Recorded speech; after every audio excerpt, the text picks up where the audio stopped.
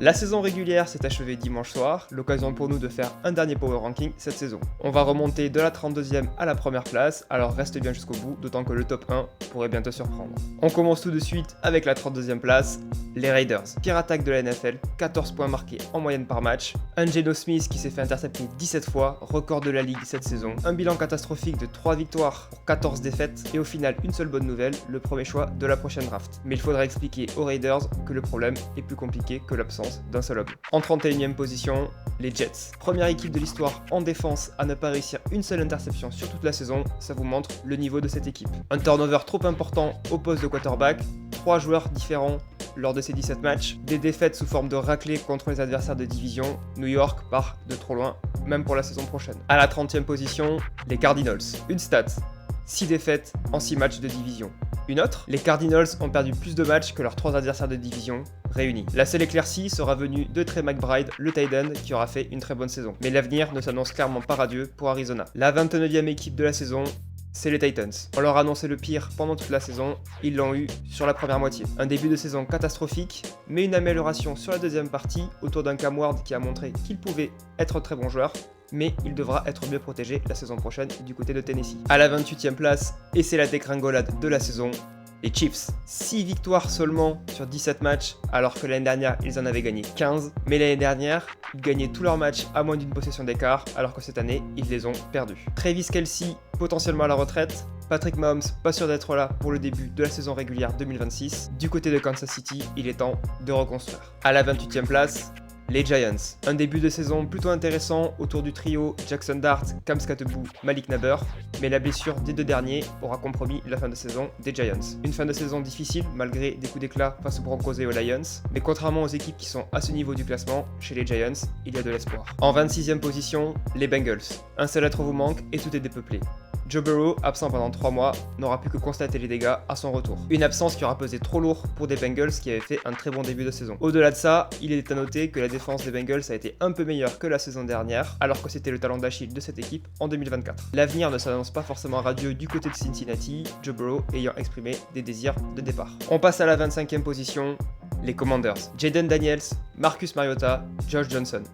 3 joueurs, 3 quarterbacks cette saison. Vous avez identifié le problème des Commanders en 2025. Au-delà de ça, la saison 2024 était peut-être un trompe-l'œil. Du côté de la capitale, on aura vécu une saison plus que difficile.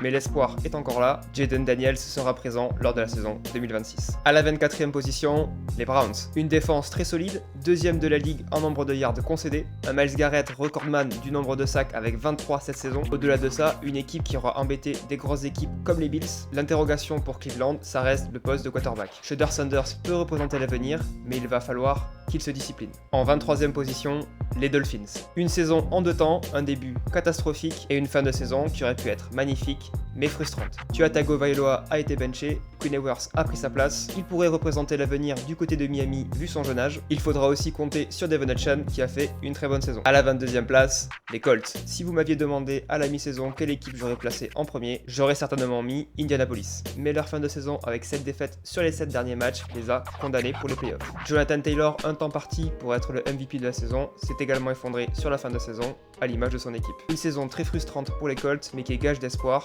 Indianapolis peut gagner des matchs. À la 20e place, les Buccaneers. Un peu à l'image des Colts précédemment, une équipe qui avait fait un très bon début de saison et puis qui s'est effondrée sur la fin. Son quarterback Baker Mayfield aura été catastrophique sur toute la fin de la saison. Il coûte une qualification en playoff à son équipe, alors que les absents Mike Evans et Chris Godwin étaient de retour. En 20e position, les Panthers. Une équipe qu'on n'attendait pas forcément déjà en playoff cette saison et qui finalement aura fait un exercice 2025 plutôt intéressant. Mais l'instabilité de ces dernières semaines les empêche de monter plus haut dans le classement. Le trio d'attaque Bryce Young, Chuba Hubbard, Teroira, Macmillan est plutôt efficace, mais il risque d'être insuffisant pour aller loin en playoff. À la 19e place, les Saints. Après un début de saison catastrophique, la fin de l'année aura été vraiment positive. 4 victoires consécutives, un Tyler Shock qui a montré qu'il faudrait compter sur lui la saison prochaine. Malgré l'absence d'Alvin Kamara, cette équipe a montré qu'elle savait gagner des matchs face aux adversaires de division. L'année prochaine, ils pourront viser une qualification en playoff par la division. À la 18e place, les Falcons. On en finit avec la NFC Sud, toutes les équipes ayant à peu près le même niveau. Du côté d'Atlanta, on aura fini avec 3 victoires sur les 3 derniers matchs, une défense toujours au rendez-vous et une attaque qui a commencé à se mettre au niveau. La grande question pour les Falcons sera de savoir quoi faire au poste de quarterback. Est-ce qu'on mise sur l'avenir avec Michael Penix ou est-ce qu'on reste avec un quarterback plutôt efficace en la personne de Kirk Cousins. En 17e position,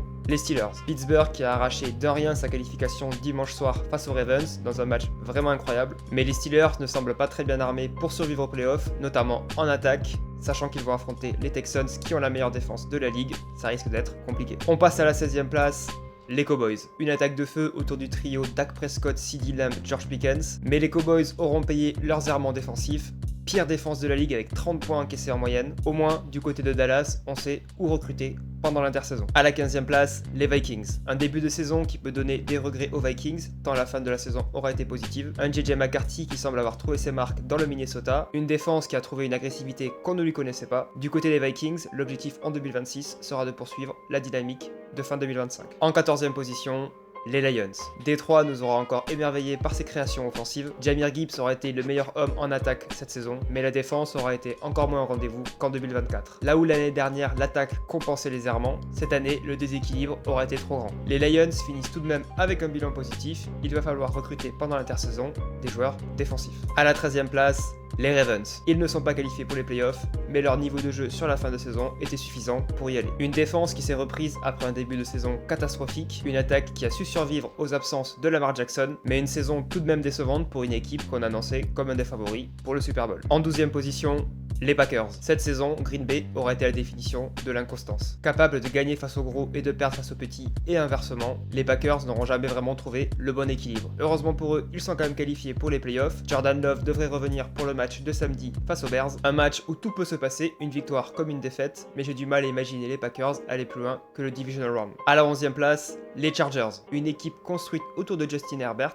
mais qui aurait tout intérêt à bien le protéger. Le quarterback qui est parmi ceux qui a subi le plus de sacs cette saison, la ligne offensive n'étant clairement pas au niveau pour une équipe qui va jouer les playoffs. Défensivement, le niveau de l'équipe a baissé depuis la saison dernière. L'avenir des Chargers en playoffs s'annonce sombre. On passe au top 10 et en 10e position, on va retrouver les Bears. Les Bears qui auraient été facilement top 5 il y a 2 semaines, mais leurs 2 dernières défaites face aux Bears et face aux Lions ont montré le manque d'expérience de cette équipe. Ce manque d'expérience risque de poser des problèmes en playoff, notamment face aux Packers. Malgré ça, les Bears ont fait une très belle saison que peu auraient pu imaginer. En 9e place, on retrouve les Eagles.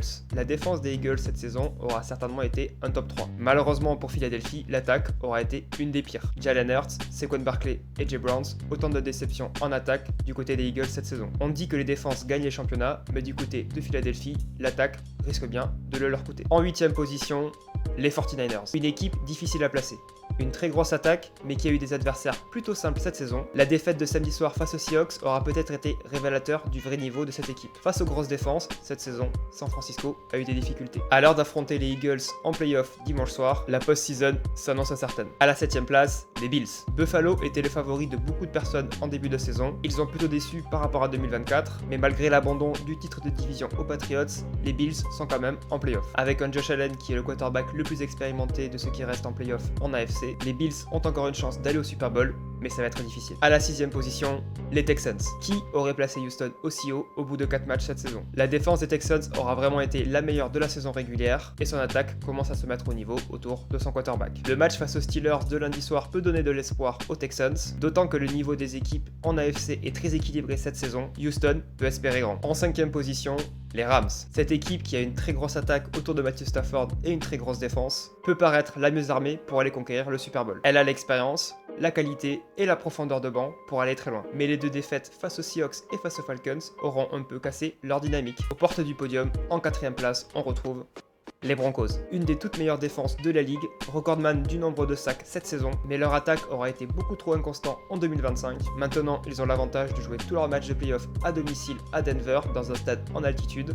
un gros avantage pour aller jusqu'au Super Bowl. Et maintenant, on rentre dans le top 3, médaille de bronze à la 3e place, les Patriots. Un Drake May en feu qui devrait aller chercher son premier titre de MVP, une équipe qui a conquis le titre de division pour la première fois depuis l'ère Tom Brady. Les Patriots semblent très bien armés au moment où va commencer la post-season. Mais le niveau des adversaires qu'ils ont affrontés cette saison relativise un petit peu leur bilan. La difficulté de la post-season nous donnera, elle, la vérité sur cette équipe. En 2e position, on arrive aux Seahawks. Seattle qui aura finalement été l'équipe la plus régulière cette saison, mais ils ne sont pas premiers pour une raison. L'attaque a trop de difficultés en ce moment. Sam Darnold a un peu perdu le rythme qu'il avait au milieu de la saison. Heureusement, la défense est tout simplement impressionnante et peut clairement donner des espoirs de Super Bowl aux Seahawks. Et enfin, en première position, tu l'as compris, les Jaguars. Je n'aurais jamais cru mettre en début de saison les Jaguars top 1 de mon Power Ranking, mais il faut bien dire qu'ils ont été impressionnants cette saison. Après un très bon début de saison, ils ont eu un milieu d'exercice un peu plus difficile, tout le monde pensait qu'ils allaient rentrer dans le rang, et ils ont fini sur 9 victoires consécutives. Et ce qui est beau dans cette équipe, c'est qu'il est difficile de sortir un seul nom. Trevor Lawrence a fait une bonne saison régulière, mais il n'est pas la seule raison pour laquelle les Jaguars sont aussi bons. Défensivement, c'est très stable, le jeu à la course est très efficace, et ils ont sans doute le meilleur kicker de la NFL. Jacksonville s'annonce comme un candidat très sérieux au Super Bowl cette saison. Si jamais cette vidéo t'a plu, n'hésite pas à la liker, à la partager et à t'abonner. Dis-moi en commentaire qu'est-ce que toi tu aurais mis en première position. On se retrouve très vite pour une prochaine vidéo. D'ici là, je te souhaite une très bonne journée. Salut!